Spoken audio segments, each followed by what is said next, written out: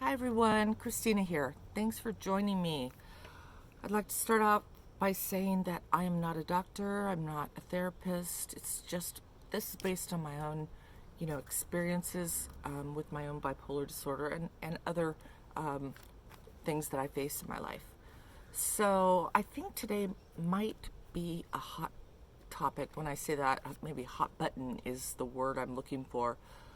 Perhaps it could ignite negative discussion, and I had to kind of prepare myself for that fact. But the fact remains, I'm a person that believes in being truthful and sharing my feelings in a positive and constructive way, so that's what I'm going to try to do.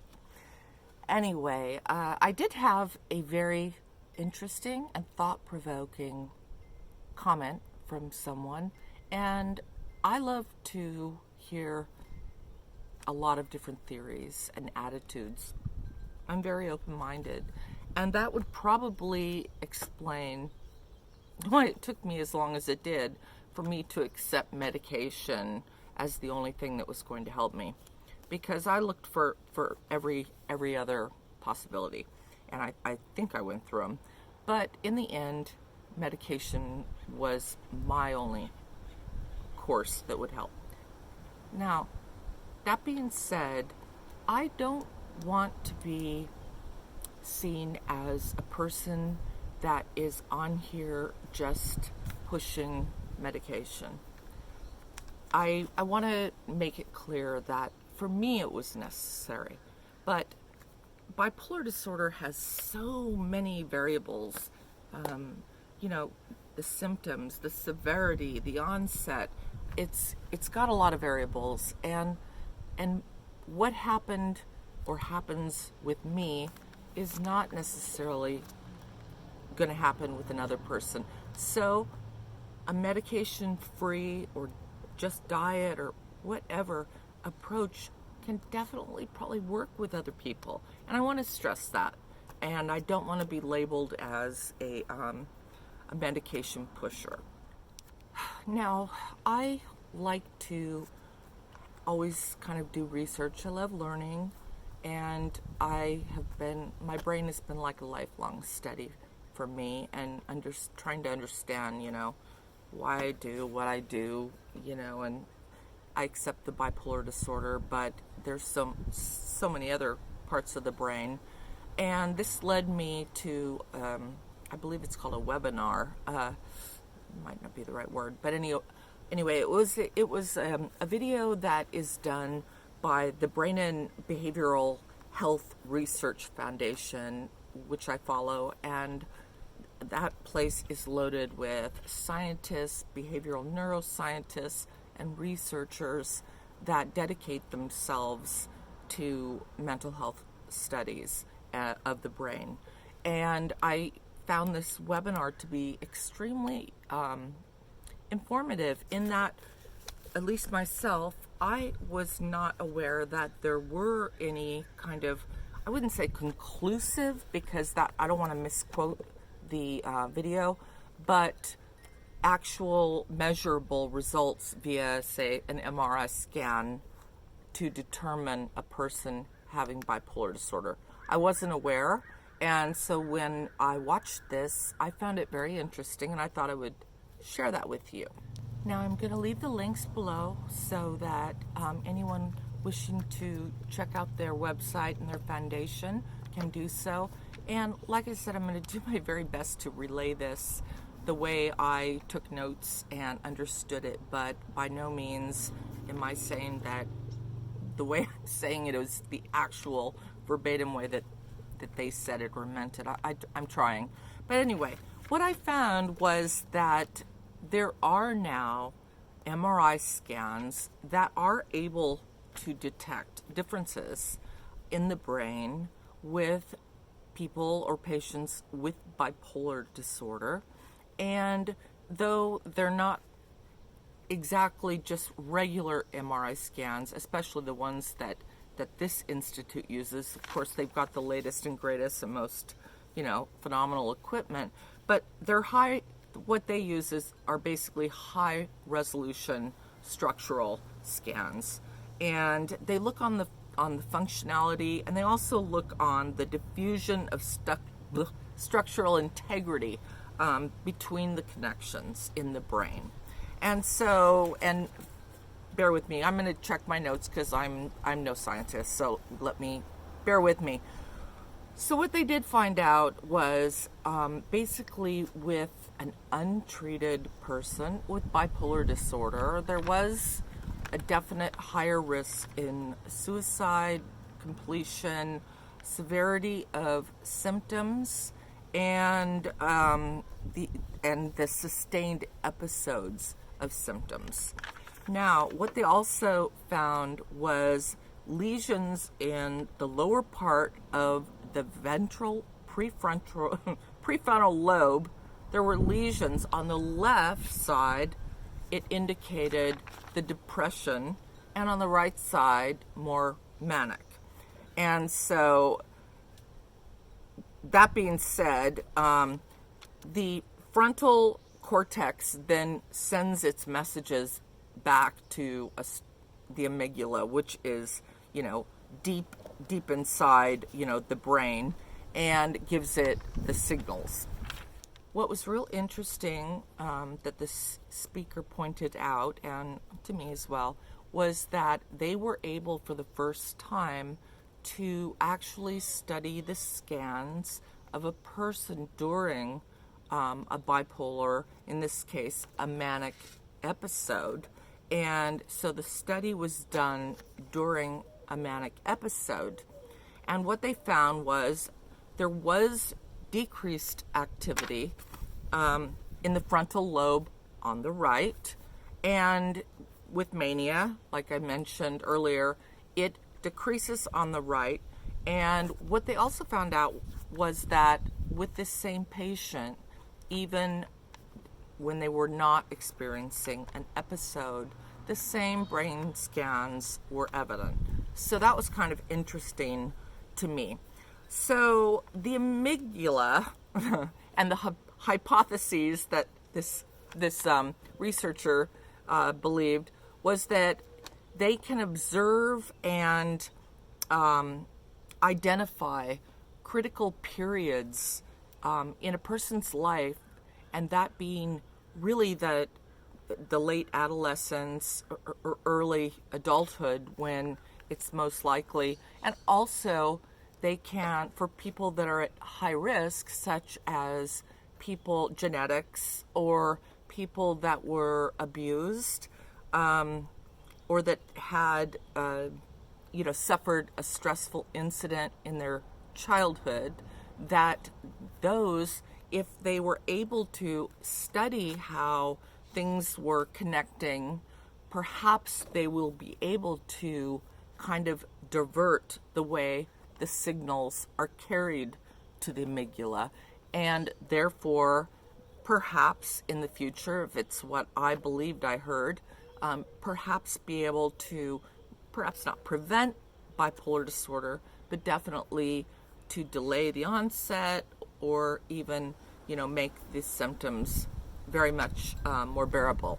Okay, now on to my next topic. Why did this interest me? Well, I've had 2 brain MRIs, and the reason that I have, and here I went and picked up all my fun images and reports and all this fun stuff today, because of this research. I was interested, and let me just digress and say the reason I have my MRIs. It was not to do bipolar research. It is because since I have been a young child, my first occurrence happening when I was about 11, maybe 12, I have blacked out, or, some say fainted, but for me it's different than fainting. I believe in that there is no warning, there's no lightheadedness or anything like that. When it happens with me, it's 99% stress-induced, and I drop like a ton of bricks with no warning. So I have had a history of that, and about 2 years ago, and of course I was on my medication for bipolar, I was in my kitchen and I was holding I had a refrigerator freezer that the top, had a different door, and I was holding that door, and all of a sudden, and I don't know if I had all of a sudden death grip or what happened, but I blacked out and went down, and I literally pulled the refrigerator down on top of me. I wasn't hurt, but when I woke up, I had this refrigerator with all this food, and it was a nightmare. Anyway, my psychiatrist at that point said we need to do an MRI, because I have also had a history of riding horses my whole life, mostly race horses, and I've had numerous what are they, concussions. Oh my gosh, that makes it really evident looking right there. I've had many, many concussions, and the first one actually being when I was 7 years old, believe it or not. And so and I also have high blood pressure. So when I had this episode where I blacked out, went down, and when I got up, I was feeling disoriented, and my high blood pressure and my age, my family history, they wanted to make sure that I had not suffered or was going to suffer any kind of mini strokes. So that was the reason for the first MRI. So they did that, and it came out, normal, and that was good, that I had not suffered any kind of many strokes. What I also felt was really interesting is that when I was looking at my MRI, which is why I picked it up, I knew it was normal, and the MRIs that I saw in this webinar, I indeed found differences in the left and right, and mine was not per se a high contrast or anything, so I don't know if that means that I'm extra bad or I don't know, but it was very interesting that I could compare the two scans and see something. Now, I do have a really severe case of bipolar disorder. I've had a long time. I don't know if that plays into it at all, but I found it really interesting. Okay, now my third topic is something that I just feel like I have to get out there, because it ties into the comment I had earlier that kind of left me, how to handle it. And one thing I would like to say is that, like I said, I believe everyone should do what they feel is best for them. If it works, great. And I accept everyone's choice and what they're doing. I don't hold hard and fast to any belief. Now, there are some things I do want to state, and that being, do I believe that bipolar disorder is overdiagnosed and over-sensationalized? Yes. Over-medicated? Yes. The reason I pulled myself out of that equation is that I've had it for 40 years. I've been through every type of treatment, so I have comparisons. I have many studies to compare it to. I do believe it is overdiagnosed. I do believe it is over-medicated, and definitely over-sensationalized, which I believe is really doing detriment and a disservice to the illness and those of us who really do have it. When I say that, I'm talking mostly about YouTube videos where people are glamorizing mania. They're glamorizing they're putting their darkest stuff out there. I'm not saying that they shouldn't, but I feel that it can be very trigger provoking in people with bipolar. Not myself, those particulars, but I believe that it definitely gets over sensationalized. As far as other things, now I can't speak on like prescription painkillers or anything like that, because I've never done those and never been addicted to those. I do have ADHD, and I have in the past been on medication for that. I also have a son that was diagnosed and had very obvious symptoms very young with ADHD. I'm not on medication now.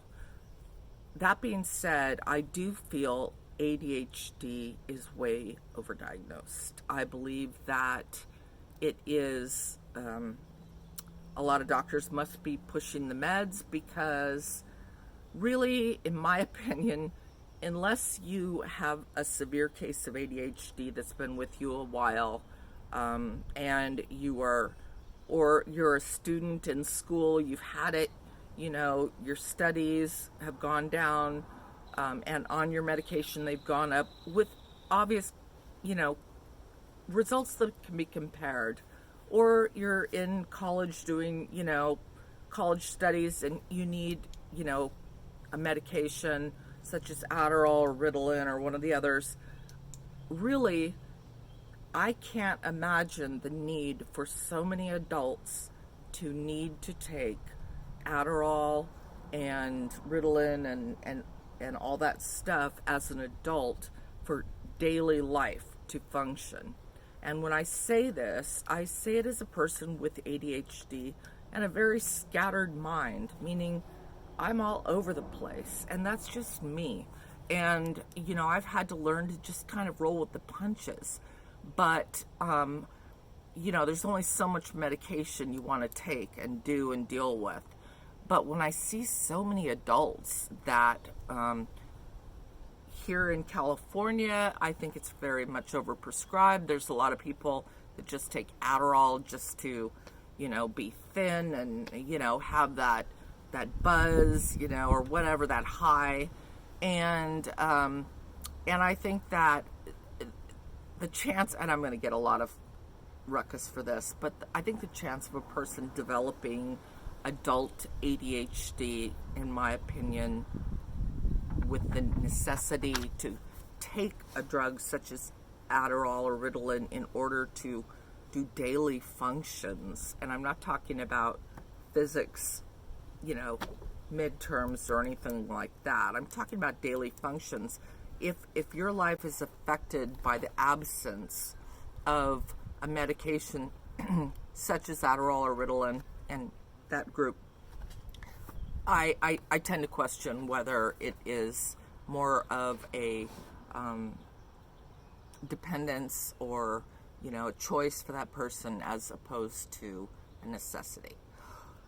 So I feel like I'm going to get some blowback from this, but, a couple different things I talked about, and anyway, that's just how I feel. I believe in being really honest to you guys and sharing my honest opinion, and so I hope you appreciate, that, and I hope that it is, helpful, and anyway, thank you so much for joining me today. If you made it through this whole video, wow, you're rock stars. I really appreciate it, and I hope you have an awesome day. Thanks.